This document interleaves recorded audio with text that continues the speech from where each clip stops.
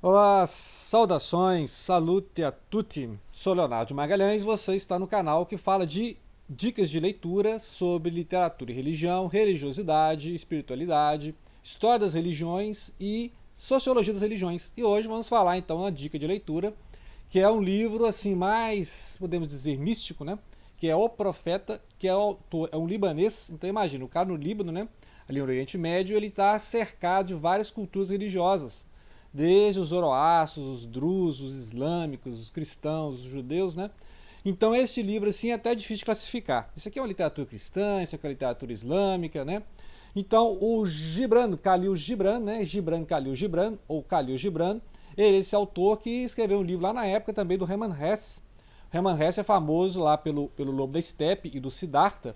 E na mesma época, ou seja, nos anos 20, né, também surgiu o profeta aqui do Khalil Gibran. E aqui tem o Mustafa, né, Al-Mustafa, que é o eleito de Deus, né? E ele é um profeta, então ele tá retornando para a ilha onde ele nasceu. E aí ele está na cidade de Orfalene, né? Não sei se existe essa cidade. E aí ele vai se despedir do povo, né? Então ele está indo embora, está aguardando o navio, né, que vai levar ele para a terra dele. E aí o povo falou assim, ó, o profeta vai embora, né? Então agora que nós vamos conhecer o ensinamento do profeta. Né? Então ele conviveu ali uma década com o povo, então ele é uma pessoa carismática, né? Uma figura carismática. E aí na hora que ele vai se despedir, o povo se reúne em torno dele, ó, você não vai embora sem deixar uma palavra, né, profética para nós. E aí ele vai começar a falar sobre um monte de assuntos, né? E o tom dele aqui é um tom assim profético mesmo, bíblico, né? E vai lembrar muitos trechos assim que são parodiados ali no Zaratustra do Nietzsche. Lembrar que o Nietzsche era um filho de um pastor luterano, se eu não me engano. E o Nietzsche conhecia então a linguagem bíblica, a forma, as parábolas, o ensinamento, o tom profético, né?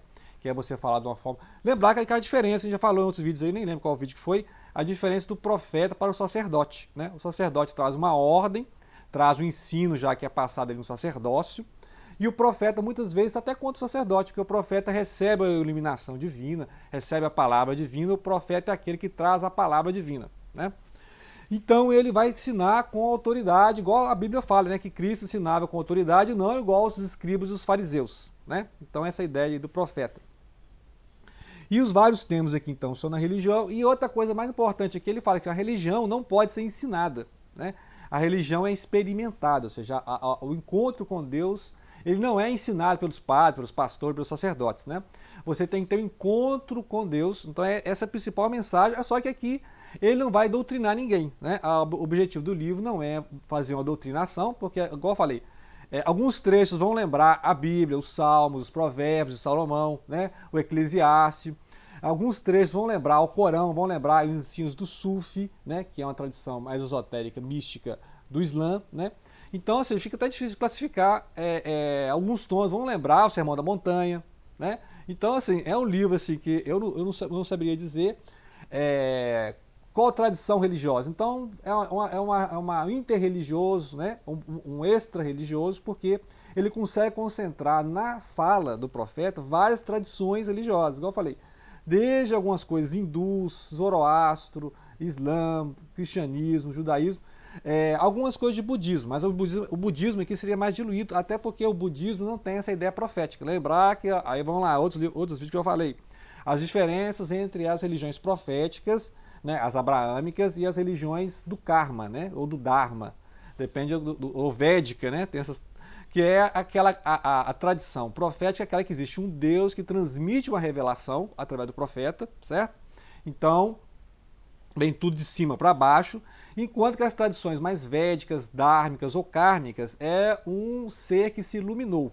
Então, pelos seus méritos, pela sua disciplina, esse ser, igual o Buda, né? O Buda, que é o Siddhartha Gautama, ele se iluminou e alcançou Deus. Então, são os dois tipos de religião. Aquela religião que parte de cima para baixo, aquela religião que o ser humano se eleva, se aperfeiçoa, espiritualmente se elevando, né? A questão dessas reencarnações que tem nas tradições védicas e kármicas, né? Então essas são as diferenças. Então por isso que eu situo mais esse livro na tradição profética, até pelo título, profeta, né? Lembra mais religiões abraâmicas, mas alguns trechos aqui vão lembrar os ensinamentos também hindus e os ensinamentos também budistas, né? Então é interessante como é que ele conseguiu fazer aqui um apanhado muito interessante das religiões, sem se situar necessariamente em uma religião. Então os temas que ele vai falar aqui, tem uma listinha imensa, né? Ele vai falar de amor, casamento, filhos, dádiva, comer e beber. Nossa, então, várias tradições, né? E vários ensinamentos, o trabalho, a alegria, a tristeza, a habitação, vestes, né? O comprar e vender, né? O crime e castigo, sobre as leis, a liberdade, né? A dor, o ensinamento, o autoconhecimento, a amizade, a comunicação, a conversação, né? O tempo, a prece, como rezar, né? O prazer, a beleza, o que é religião, o que é morte.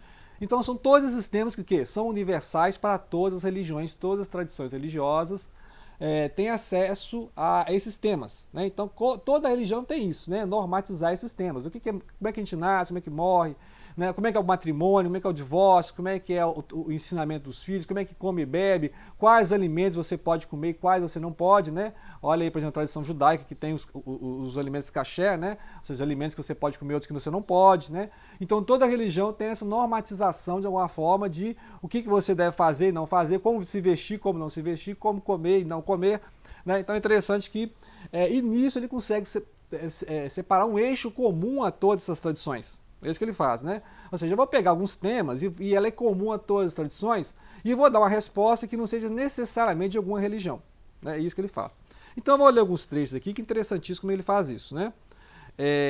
Aqui, por exemplo, no trecho que ele fala-nos da razão e da paixão. Então a gente fica essa questão, né? Nós somos mais racionais, nós somos mais passionais, o ser humano é um ser racional.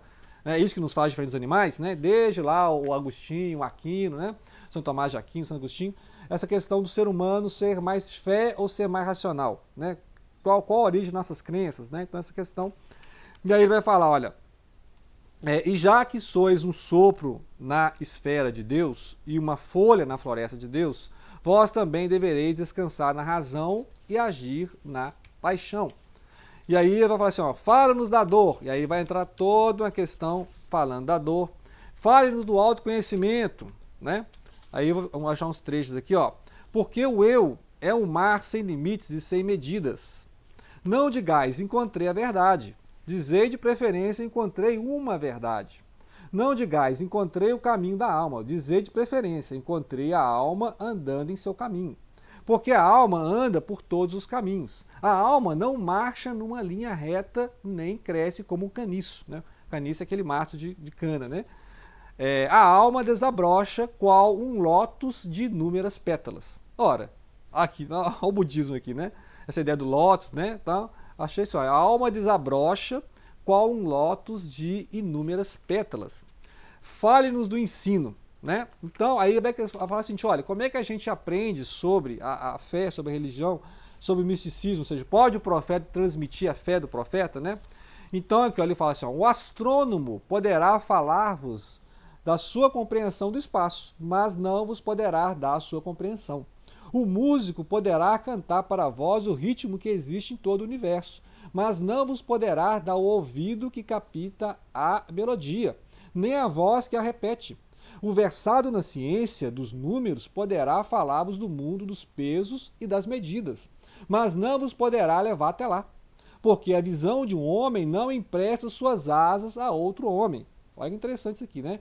Porque a visão de um homem não empresta suas asas a outro homem. E assim como cada um de vós se mantém isolado na consciência de Deus, assim cada um deve ter sua própria compreensão de Deus e sua própria interpretação das coisas da terra, né? Então eu achei interessantíssimo isso aqui, porque ele fala assim, olha, como vai ensinar, como é que você vai ensinar, né, esse conhecimento assim, místico, esse conhecimento, a sabedoria, né, o termo de sabedoria é isso, né? A sabedoria é aquele conhecimento que vem da revelação e é transmitido do sábio para os seus discípulos, né?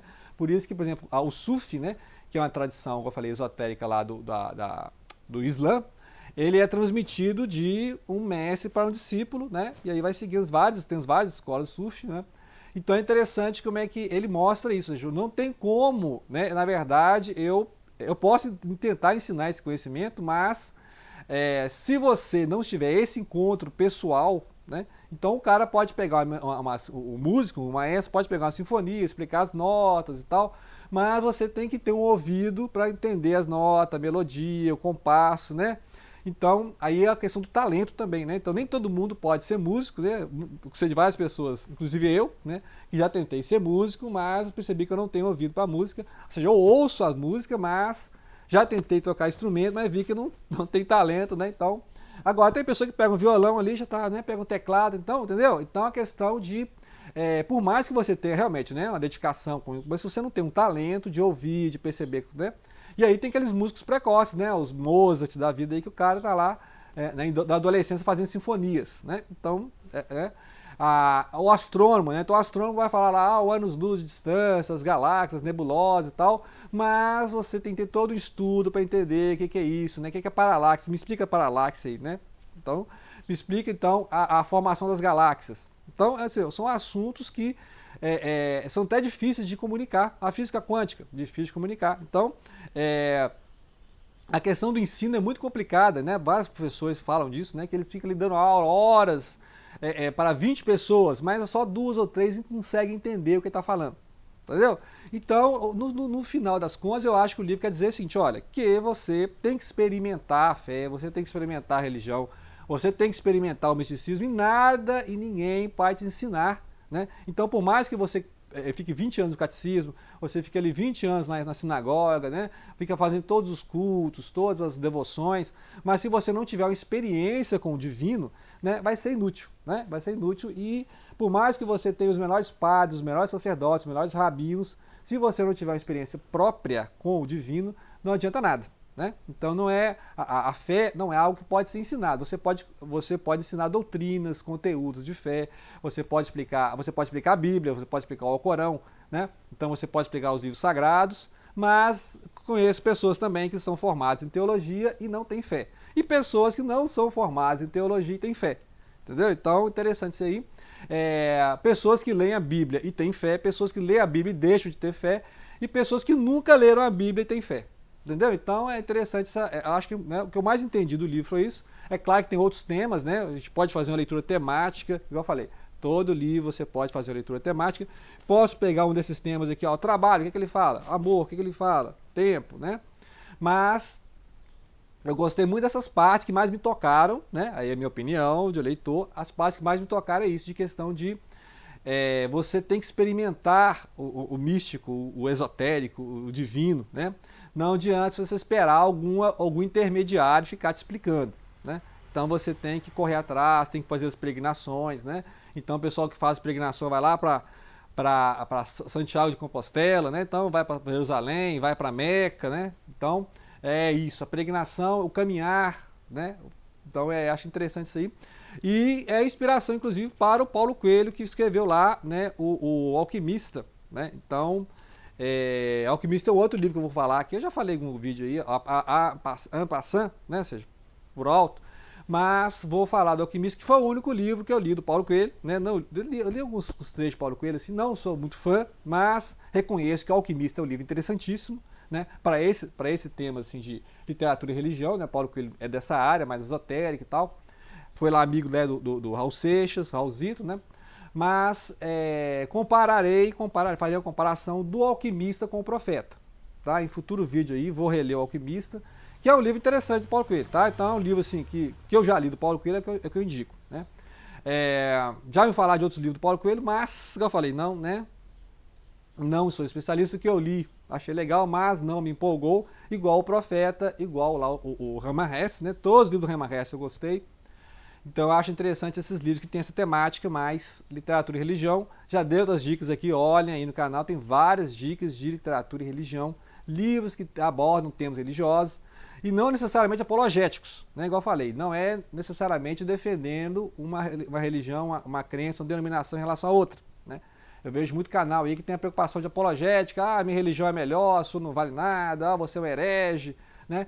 E as pessoas não têm esse trabalho de comunicação, de interdiálogo, igual o Papa Francisco, né? O Papa Francisco ele estava ali dialogando com os ortodoxos, né, o pessoal do Oriente, estava dialogando com os islâmicos, né? Eu vejo a necessidade desse diálogo interreligioso e não ficar apontando, né? É claro que cada pessoa tem a fé, né? Você tem a sua fé, mas necessariamente você não precisa atacar a fé do outro, né? Então acho uma grande lição também é que é isso, você não precisa ficar atacando a fé do outro, ficar diminuindo a fé do outro, tenha a sua fé, né? Cuide da sua fé, e não fique atacando a fé do seu irmão, né, de outra religião, ou da mesma religião, né, igual eu vejo pessoas dentro do próprio cristianismo atacando o cristão. Eu sou mais cristão que você. Né? Tem agora aí uma tabelinha, ó, vou pontuar, eu sou mais cristão que você. Então, às vezes até ridículo, né? Então é isso aí a lição, né? Aqui leiam aí o profeta e aprendam, né? Aprendam e experimentem, né, a palavra profética aqui do Mustafa, ok? Então, grato pela atenção, não deixem de compartilhar.